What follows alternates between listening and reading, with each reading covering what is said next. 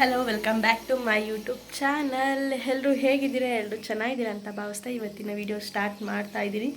ಎಲ್ಲ ರೆಡಿ ಆಗಿದ್ದೀವಿ. ಇವತ್ತು ಒಂದು ಸೀಮಂತ ಇದೆ. ನಮ್ಮಪ್ಪ ಅವರ ದೊಡ್ಡಪ್ಪನ ಮಗನ ಮಗಳ ಸೀಮಂತ ಇದೆ ಇವತ್ತು ಬೆಂಗಳೂರಲ್ಲಿ ಯಶವಂತಪುರದಲ್ಲಿ ಇರೋದು. ಹೊರಟಿದ್ದೀವಿ ಎಲ್ಲ. ನಮ್ಮಪ್ಪ ಒಂದು ಸಲ ಬರೋಕ್ಕೆ ಹೋಗಿದ್ದಾರೆ. ನಾನು ಸ್ಯಾರಿ ಹಾಕಿದ್ದೀನಿ. ನಾವು 3 ಜನ ಕೂತ್ಕೊಳಕ್ಕಾಗಲ್ಲ ಗಾಡೀಲಿ ಅಂತ ಇಲ್ಲೇ ಇದ್ದೀನಿ. ಈಗ ಹೊರಡಬೇಕು. ಈ ಥರ ಸಿಂಪಲ್ಲಾಗಿ ಸ್ಯಾರಿ ಹಾಕ್ಕೊಂಡಿದ್ದೀನಿ ಇವತ್ತು. ಎಷ್ಟೋ ದಿನಗಳ ನಂತರ ನಾನು ಸ್ಯಾರಿ ಹಾಕಿರೋದು. ಚೆನ್ನಾಗಿ ಕಾಣ್ತಿದೆ. ಹೋಗುವ ಹೆಂಗೆ ಹೇಗಾಗುತ್ತೆ ವಿಡಿಯೋ ನೋಡುವ. ಅಲ್ಲಿ ಜನ ಇದ್ದರೆ ಮಾಡೋಕ್ಕೂ ನನಗೂ ಒಂಥರ ಮುಜುಗರ ಸಂಕೋಚ. ನೋಡೋಣ, ಆದಷ್ಟು ಕ್ಯಾಪ್ಚರ್ ಮಾಡ್ಕೋತೀನಿ. ಯಾರಿನ್ನೂ ನನ್ನ ಚಾನಲ್ನ ಸಬ್ಸ್ಕ್ರೈಬ್ ಮಾಡಿದ್ರೆ ನೋಡ್ತಿದ್ರು ಅವರು ಕೂಡ ನನ್ನ ಚಾನಲ್ಗೆ ಸಬ್ಸ್ಕ್ರೈಬ್ ಮಾಡಿಕೊಂಡು ನನ್ನ ಚಾನಲ್ಗೆ ಸಪೋರ್ಟ್ ಮಾಡಿ. ಆಗಲೇ ಹೇಳ್ದಂಗೆ ನಮ್ಮಪ್ಪ ನಮ್ಮನ್ನ ಇಬ್ಬರು ಬಿಟ್ಟು ಬರೋಕ್ಕೆ ಹೋಗಿದ್ದಾರೆ. ನಾನು ಹಾಗೆ ವಾಕ್ ಮಾಡಿಕೊಂಡು ಹೋಗೋಣ ಅಂತ ಹೊರಟಿದ್ದೀನಿ. ಸ್ಯಾರಿ ಎಲ್ಲ ಯಾವ ಥರ ಕಾಣ್ತಾ ಇದೆ ಅಂತ ನೋಡ್ಕೊತಾ ಇದ್ದೀನಿ. ಇದು ನಮ್ಮ ಮಾಮಾರು ಕೊಡಿಸಿದ್ದು. ಅರ್ಧ ದಾರಿವರೆಗೂ ನಿಟ್ಕೊಂಡು ಹೋದೆ. ಅಲ್ಲಿ ನಮ್ಮಪ್ಪ ಬಂದರು. ಈಗ ಹೂವು ತಗೊಳ್ತಾ ಇದ್ದೀನಿ. ನಮ್ಮಮ್ಮ ನಾನು ಬರೋದಕ್ಕೂ ಮುಂಚೆನೇ ಹೂವು ಸರ್ಚಿಂಗ್ ಮಾಡ್ತಾ ಇದ್ದಾರೆ ಯಾವ್ದು ಚೆನ್ನಾಗಿದೆ ಅಂತ. ಅಲ್ಲಿಗೋಗಿ ಮಲ್ಲೆ ಹೂವು ತಗೊಂಡು ಮುಡ್ಕೊಂಡು ಅಲ್ಲಿಂದ ತುಮಕೂರಿಗೆ ಹೊರಟ್ವಿ. ತುಮಕೂರು ಬಸ್ ಸ್ಟ್ಯಾಂಡಿಗೆ ಬಂದಮೇಲೆ 1.25 ಅವರ್ ವೆಯ್ಟ್ ಮಾಡಿದ್ದೀವಿ. ಬಸ್ಸು ಬರ್ತಿದ್ವು, ಆದರೆ ತುಂಬ ರಶ್ ಇತ್ತು. ಅಲ್ಲಿವರೆಗೂ ನಿಂತ್ಕೊಂಡು ಹೋಗೋದಕ್ಕೆ ಆಗೋದಿಲ್ಲ. ಅದಕ್ಕೆ ವೆಯ್ಟ್ ಮಾಡ್ತಾ ಇದ್ದೀವಿ. ನಾವು ಹೊರಟಿದ್ದು ಬಂದು ಸಂಡೇ ಫಂಕ್ಷನ್ ಇದ್ದಿತ್ತು, ಆದ್ದರಿಂದ ತುಂಬ ರಶ್ ಇತ್ತು. ಬಸ್ ಸ್ಟ್ಯಾಂಡಲ್ಲಿ ಕೂತಿದ್ದೀವಿ. ಬಸ್ ಬಂದಿಲ್ಲ, ವೆಯ್ಟ್ ಮಾಡ್ತಾ ಇದ್ದೀವಿ. ಬಸ್ ರಶ್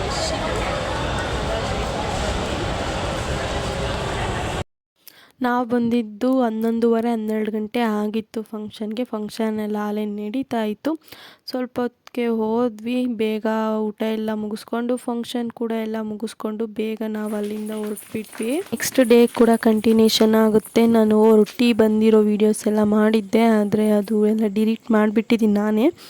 ಅದು ಗೊತ್ತಾಗ್ದಲೇ ಮಾಡಿಬಿಟ್ಟಿದ್ದೀನಿ. ನೆಕ್ಸ್ಟ್ ಡೇ ಬಂದ್ವಿ ನಮ್ಮ ಅತ್ತೆ ಮನೆಗೆ. ನಾವು ಸೋಮವಾರ ಊರಿಗೆ ಬಂದಿದ್ದು. ಇಲ್ಲಿ ಮಕ್ಳ ಜೊತೆ ಆಟ ಆಡ್ತಾಯಿದ್ದೆ. ಒಂದು 3 ಅನ್ನಂಗೆ ನಾವು ಮನೆಗೆ ಬಂದಿದ್ದು. ಒಂದು 5:50 ಅನ್ನೋಂಗೆ ನಾವು ಆಟ ಆಡೋದಕ್ಕೆ ಕರ್ಕೊಂಡೋಗಿದ್ದೆ ನನ್ನ ಮಗಳನ್ನ. ಇಲ್ಲಿ ಮಕ್ಕಳೆಲ್ಲ ಆಡ್ತಿರ್ತಾರೆ ಅನ್ನಲ್ಲ, ಇಷ್ಟು ಜನ ಮಕ್ಕಳು ಇರ್ತಾರೆ, ಇನ್ನೂ ಇರ್ತಾರೆ. ಇವತ್ತು ಇಷ್ಟು ಜನ ಆಡ್ತಾಯಿದ್ದಾರೆ. ನನ್ನ ಮಗಳನ್ನ ಡೈಲಿ ಕರ್ಕೊಂಡು ಬರ್ತೀನಿ ಇಲ್ಲಿಗೆ. ಇವಳು ಆಡ್ತಿಲ್ಲ, ಅವ್ರಿಗೂ ಆಡೋದಕ್ಕೆ ಬಿಡ್ತಾ ಇಲ್ಲ. ಕುಂಟೆಬಿಲ್ಲೆ ಆಡ್ತಿದ್ದಾರೆ. ಆ ಬಿಚ್ಚೆ ಎಸ್ತಿದ ತಕ್ಷಣವೇ ಅವಳು ಹೋಗಿ ಎತ್ಕೊಂಡು ಬರ್ತಾ ಇದ್ದಾಳೆ. ಅವ್ರಿಗೆ ಆಡೋದಕ್ಕೂ ಬಿಡ್ತಾ ಇರಲಿಲ್ಲ. ನೆಕ್ಸ್ಟ್ ನಾನು ಕೂಡ ಕುಂಟೆಬಿಲ್ಲೆ ಆಡ್ತಿದ್ದೆ.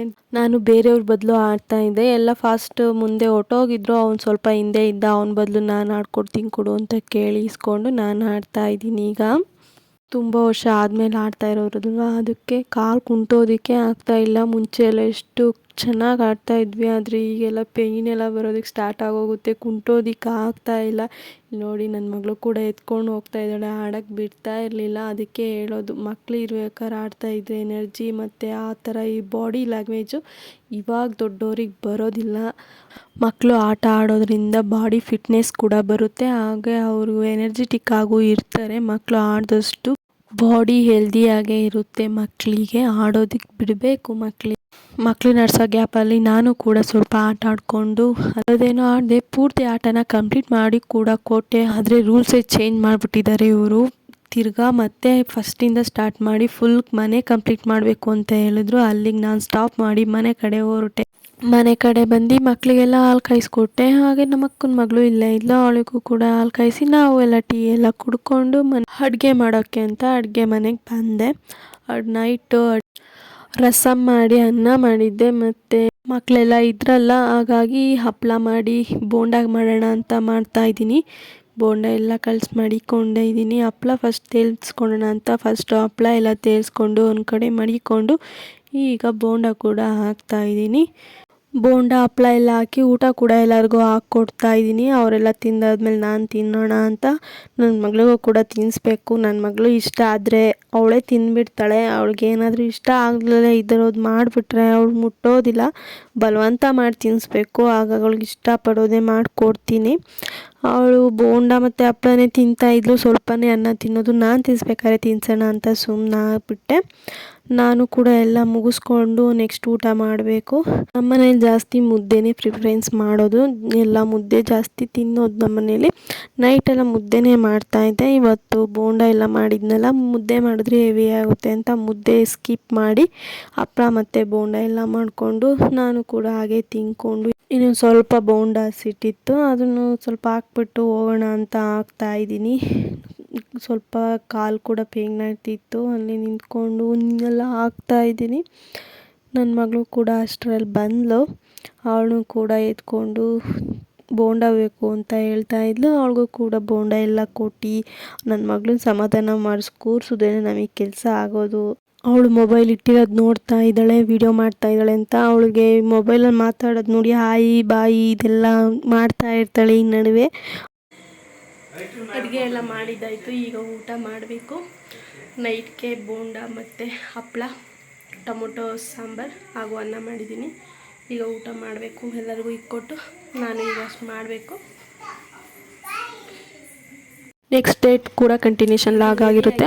ಈಗ ಟೌನ್ಗೆ ಹೋಗ್ಬೇಕು, ಸ್ವಲ್ಪ ಕೆಲಸ ಇದೆ.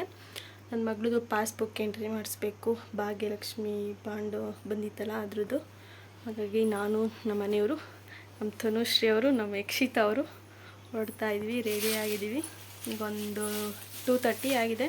ಬೇಗ ಹೋಗಿ ಬೇಗ ಬರ್ತೀವಿ, ಮಳೆ ಬರೋ ಆಗಿದೆ, ನೋಡೋಣ. ಬೇಗ ಹೋಗಿ ಬೇಗ ಬರ್ತೀವಿ. ಪಾಸ್ಬುಕ್ ಎಂಟ್ರಿ ಎಲ್ಲ ಮಾಡಿಸಿದ್ದೆಲ್ಲ ಆದಮೇಲೆ ಗೋಬಿ ತಿನ್ನೋಣ ಅಂತ ಬಂದಿದ್ದೀವಿ. ಗೋಬಿಗೆ ಹೇಳಿದ್ವಿ, ಆರ್ಡ್ರ್ ಮಾಡಿದ್ವಿ, ಕುತ್ಕೊಂಡು ವೆಯ್ಟ್ ಮಾಡ್ತಾಯಿದ್ವಿ, ಇನ್ನೂ ಬಂದಿರಲಿಲ್ಲ. ಮಳೆ ಬರೋ ಆಗಿತ್ತಲ್ಲ, ಹಾಗೆ ಹೋಗ್ತಾ ಗೋಬಿ ತಿನ್ನೋಣ ಅಂತ ಹೇಳಿದೆ. ಅದಕ್ಕೆ ಕರ್ಕೊಂಡು ಬಂದಿದ್ದರು, ಮಕ್ಕಳೆಲ್ಲ ಇದ್ರಲ್ಲ. ಈಗೆಲ್ಲ ತಿಂತಾ ಇದ್ದಾರೆ, ಸುಡ್ತಾ ಇದೆ. ನನ್ನ ಮಗಳು ಕಡ್ಡಿ ತಗೊಂಡು ಕೂತ್ಕೊಂಡಿದ್ದಾಳೆ. ನಾನು ತಿಂತೀನಿ ಅಂತ, ನಾನು ತಿನ್ನಿಸ್ತೀನಿ ಅಂದರೂ ಕೇಳ್ತಿಲ್ಲ. ಗೋಬಿ ಎಲ್ಲ ತಿನ್ಕೊಂಡು ಬಂದಮೇಲೆ ಬೇಕ್ರಿ ಹತ್ರ ಬಂದ್ವಿ, ಕೇಕ್ ತಿನ್ನೋಣ ಅಂತ. ನನ್ನ ಮಗಳು ಕೇಕು ಕಟ್ ಮಾಡೋಣ ಅಂತ ಹೇಳ್ತಾ ಇದ್ಲು. ಬೇಕ್ರಿ ನೋಡಿದ ತಕ್ಷಣ ಅದಕ್ಕೆ 2 ಪೀಸು ಪಾರ್ಸಲ್ ತೊಗೊಂಡು ಅಲ್ಲೇ ಚಾಕ್ಲೇಟ್ ಕೇಕು ಮತ್ತು ಐಸ್ ಕೇಕ್ನ ಅಲ್ಲೇ ತಿನ್ಕೊಂಡು ಬಂದ್ವಿ. ನನ್ನ ಮಗಳು ಒಂದು ಪೀಸ್ನೇ ಇಕ್ಬಿಟ್ಟು ಬರ್ತ್ಡೇ ಸೆಲೆಬ್ರೇಷನ್ ಮಾಡ್ತಿರ್ತಾಳೆ ಮನೇಲಿ, ಅದಕ್ಕೂ ಮನೆಗೆ ಪಾರ್ಸಲ್ ತೊಗೊಂಡ್ವಿ ನನ್ನ ಮಗಳಿಗೋಸ್ಕರ. ಇನ್ನು 4 ಗಂಟೆ ನಂಗೆ ಮನೆಗೆ ಕೂಡ ಬಂದ್ವಿ. ಆಮೇಲೆ ನೈಟ್ಗೆ ಅಡುಗೆ ಮಾಡಬೇಕಿತ್ತು. ಬೆಳಗ್ಗೆ ಬಸ್ಸಾರು ಮಾಡಿದ್ದೆ, ಅದೇ ಸ್ವಲ್ಪ ಸಾಂಬಾರಿತ್ತು, ಸ್ವಲ್ಪ ಚಪಾತಿ ಹಿಟ್ಟು ಮಿಕ್ಕಿತ್ತು, ಮೊನ್ನೆ ನಮ್ಮ ಅತ್ತೆ ಮಾಡಿದ್ರಂತೆ. ಆ ಚಪಾತಿ ಹಿಟ್ಟನ್ನ ಮಕ್ಳಿಗೆ ಮಾಡೋಣ ಅಂತ ಚಪಾತಿ ಮತ್ತು ಮೊಟ್ಟೆ ಪಲ್ಯ ಮಾಡಿದ್ದೆ.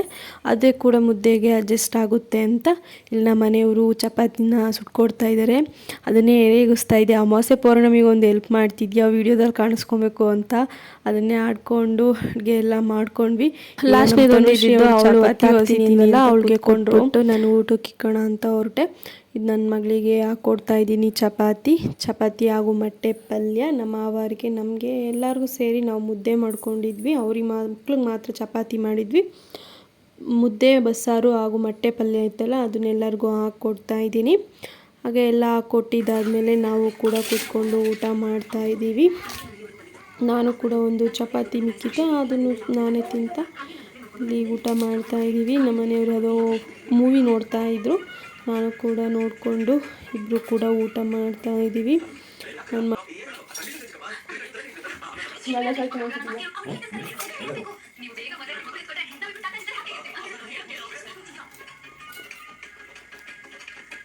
ಊಟ ಎಲ್ಲ ಮಾಡಿದ್ದೆಲ್ಲ ಆದಮೇಲೆ ಪಾತ್ರೆ ಎಲ್ಲ ಕ್ಲೀನ್ ಮಾಡಿ ನೆಕ್ಸ್ಟು ಎಲ್ಲ ವಾಕ್ ಹೋಗ್ತಾಯಿದ್ರು. ನಾನು ಕೂಡ ಅವ್ರ ಜೊತೆ ಜಾಯ್ನ್ ಆಗಿ ವಾಕಿಗೆ ಹೋದೆ. ನನ್ನ ಮಗಳು ಊಟ ಮಾಡಿದ ತಕ್ಷಣ ವಾಕ್ ಹೋಗೋಣ ಅಂತ ಸ್ಟಾರ್ಟ್ ಮಾಡಿಬಿಡ್ತಾಳೆ. ಅವಳಿಗೆ ರೂಢಿ ಆಗೋಗಿದೆ ನೈಟಲ್ಲಿ ವಾಕ್ ಹೋಗಿ, ಹಾಗಾಗಿ ವಾಕ್ ಕೂಡ ಬಂದ್ವಿ.